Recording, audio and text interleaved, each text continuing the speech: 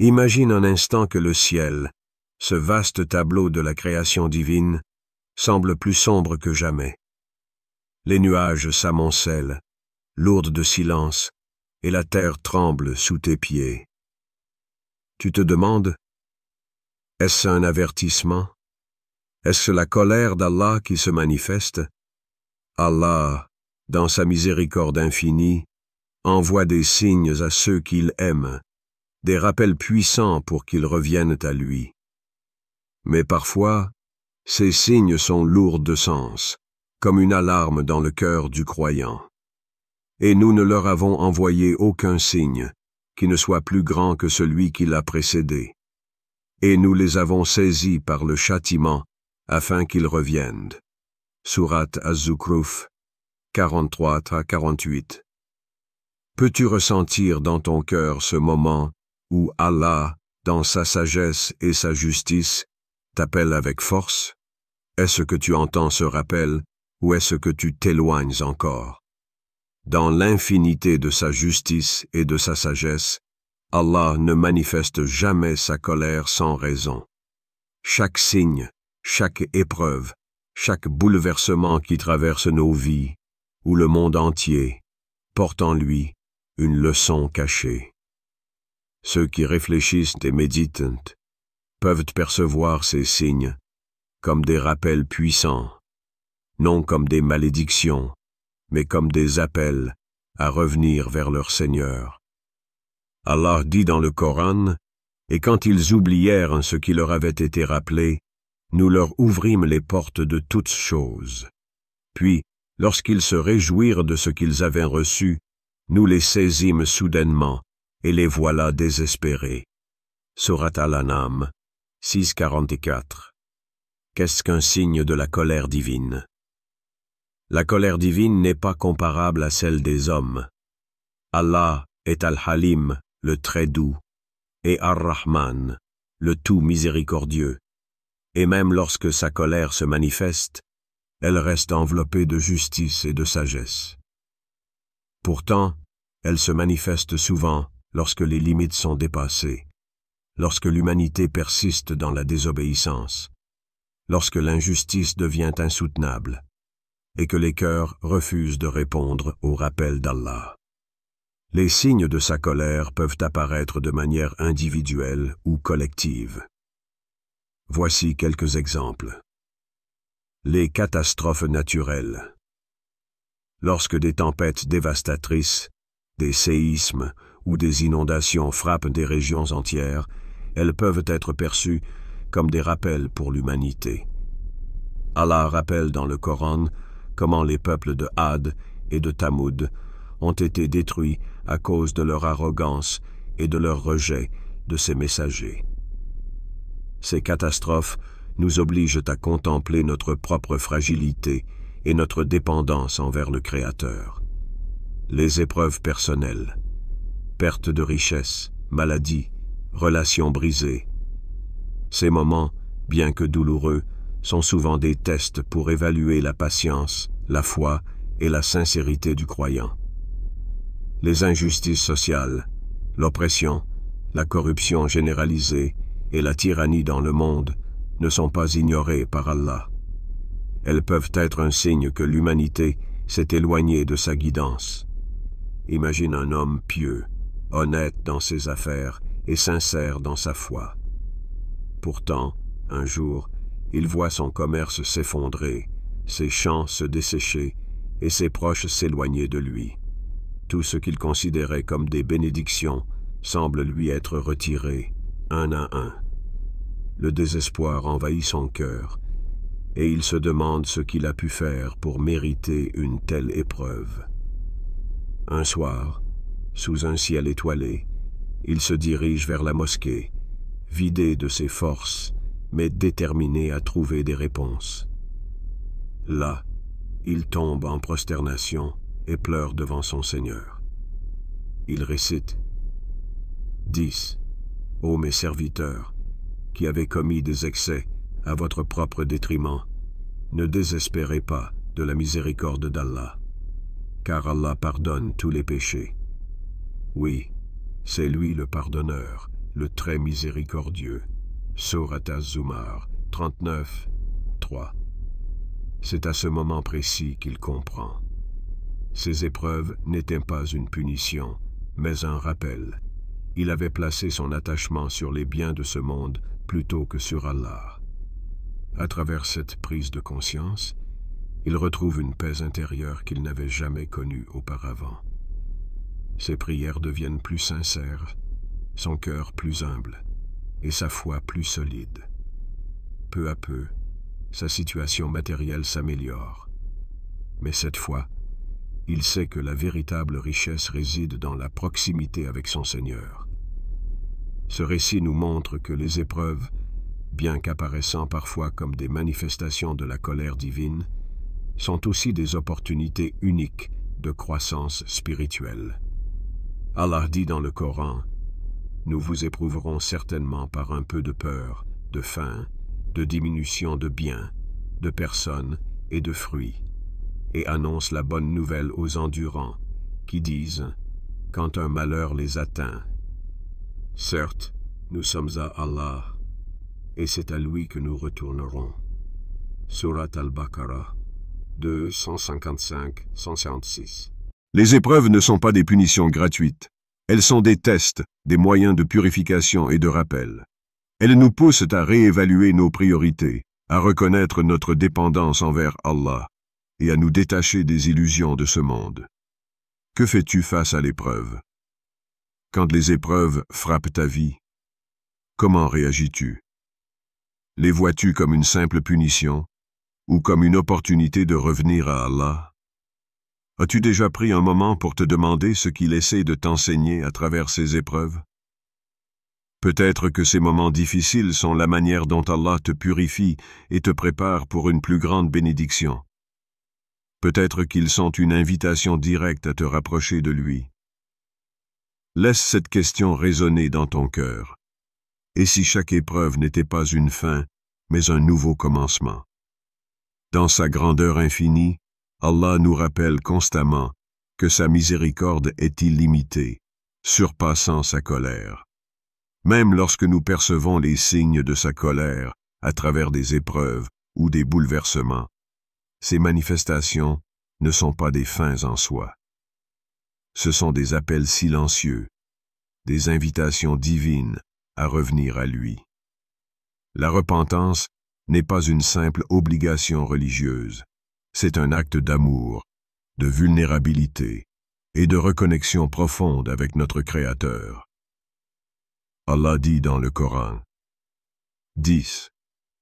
Ô mes serviteurs qui avez commis des excès à votre propre détriment, ne désespérez pas de la miséricorde d'Allah, car Allah pardonne tous les péchés. Oui, c'est lui le pardonneur, le très miséricordieux. Surat Az-Zumar 39-53.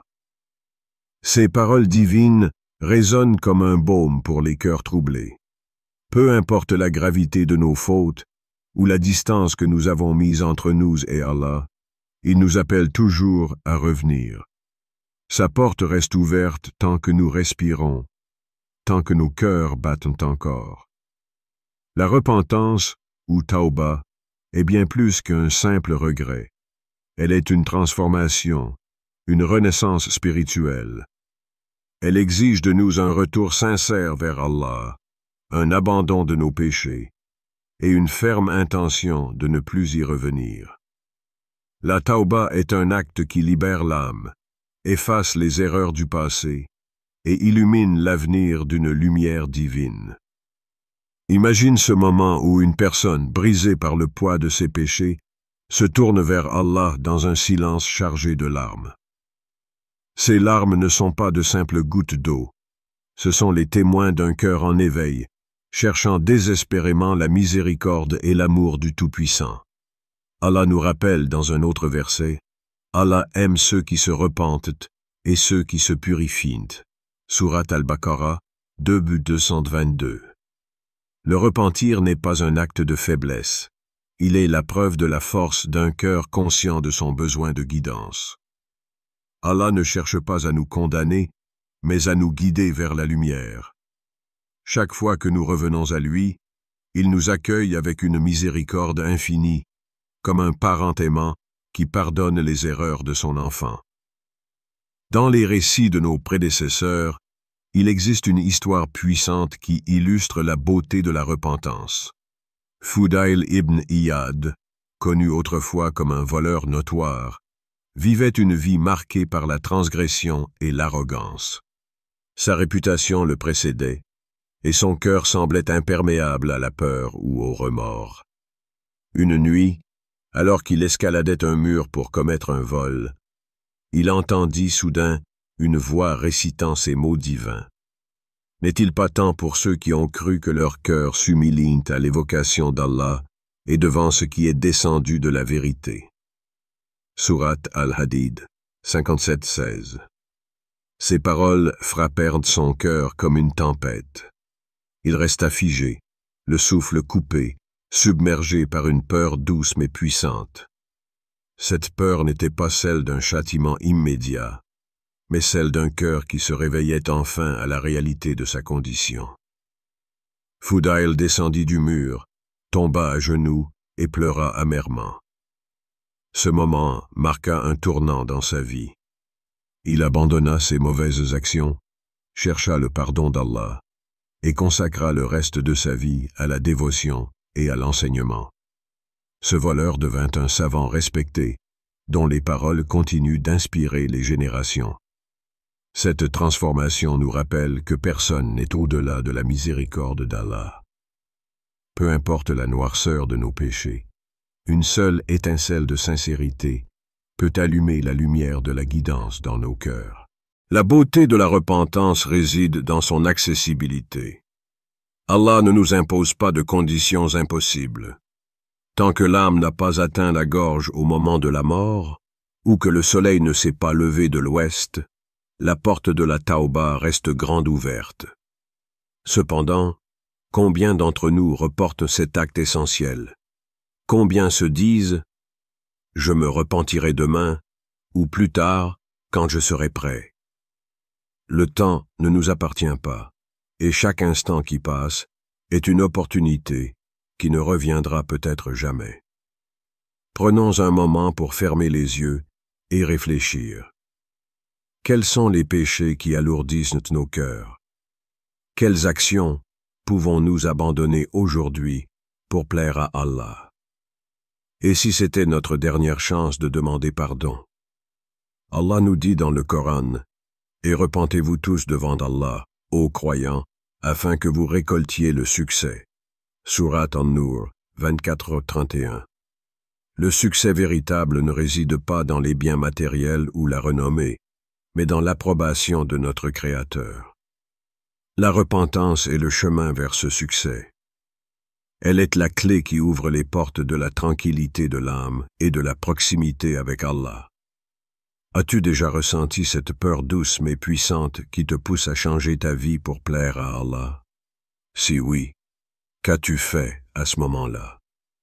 Et sinon, qu'attends-tu pour te tourner vers lui? Chaque souffle que tu prends est une bénédiction et une opportunité de purification. Pourquoi attendre demain alors que tu as aujourd'hui? À travers l'histoire, nous voyons des peuples détruits par la colère d'Allah lorsqu'ils ont persisté dans la désobéissance. Les peuples de Had, Tamoud et Pharaon ont reçu des avertissements clairs, mais leur orgueil les a aveuglés. Et comme les gens de Pharaon et ceux qui étaient avant eux, ils crièrent au mensonge, nos signes. Allah les saisit pour leurs péchés. Et Allah est sévère en punition. Sourate Al-Imran 3:11. Histoire inspirante. Les habitants de la cité de Lut, paix sur lui, furent avertis à maintes reprises. Mais leur refus de changer conduisit à leur destruction. Pourtant, ceux qui écoutèrent le prophète furent sauvés par la miséricorde d'Allah. Question inspirante. Aujourd'hui, quels avertissements ignores-tu dans ta propre vie? Si tu te tiens face à un choix, lequel t'éloigne de la colère d'Allah et lequel te rapproche de sa miséricorde. Même face à des signes de colère divine, nous avons la capacité d'attirer sa miséricorde par nos actions.